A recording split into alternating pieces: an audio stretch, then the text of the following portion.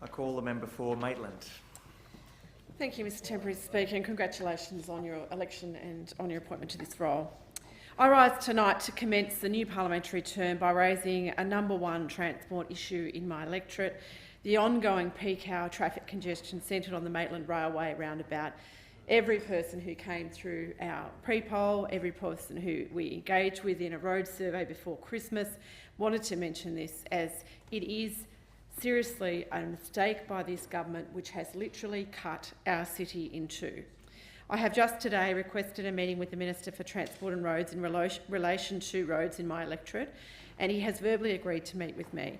But I want to put these comments here on the record today as a starting point for that conversation and to lay out what has gone on before he took on this portfolio. But there is so much more to say, and I do note that there was a GIPA that I undertook just before the election, which was delayed by the government, and it's an interesting time frame to look at the impact of that delay on our election. Ironically, it's over 2 years since I stood on this place, and called on the Liberals and Nationals to attempt to address this problem and to show that their first attempt had been an unmitigated disaster. And there have been many discussions on this topic since, with the government, with RMS, with the councillors, with the General Manager of Council and more. The wasteful, half-hearted solution of a $50 million one-way overpass to take some of the New England highways traffic out of the roundabout has only created daily frustration for thousands of motorists returning home from work each day and on their to-work run as well. I wrote to the former Minister for Roads, Maritime and Freight in March 2017, asking her to come at the earliest opportunity to see what was happening. It was an inspection that never happened.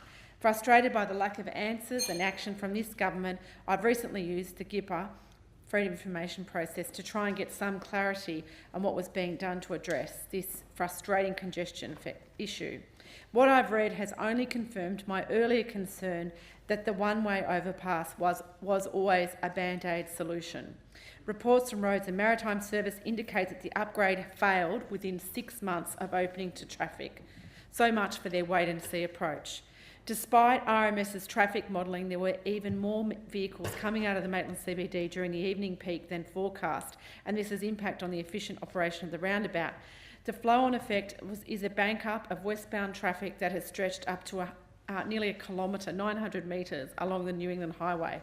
To avoid joining the gridlock, scores of motorists leave the highway daily to use the Maitland Park as a rat run, despite there being a childcare centre, sporting facilities, a local swimming pool and war memorials within the park precinct. Now, after 2 years of investigation, the government is finally preparing to start work on its first fix and announced during the election campaign a $1.5 million commitment, which was already budgeted, so it wasn't a commitment, to include some traffic lights for eastbound vehicles approaching the roundabout and traffic queue detectors for westbound vehicles, with the aim of creating more caps so traffic can flow.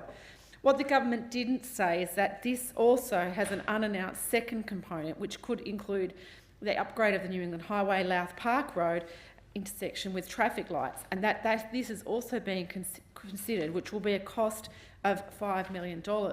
And what they can't show in the RMS documents is the cost that will shift onto our local community, to residents who live in Louth Park, who will then have to change the way that they access their homes, and there will be cost to our council in that.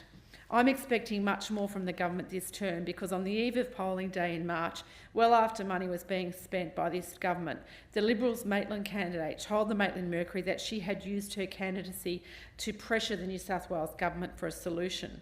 Her solution, the answer the majority of respondents to my road safety survey in January gave me, was to build a westbound overpass over the roundabout.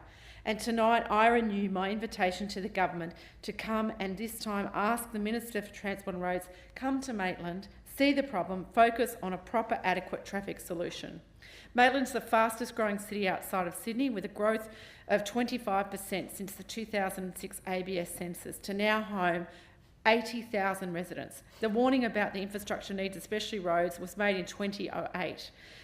Mayor Peter Blackmore at the time told us our traffic's pretty bad, but when you look at the projected figures, it's going to be a lot worse. Prophetic indeed. Minister, come to Maitland, see the roundabout and please fix it.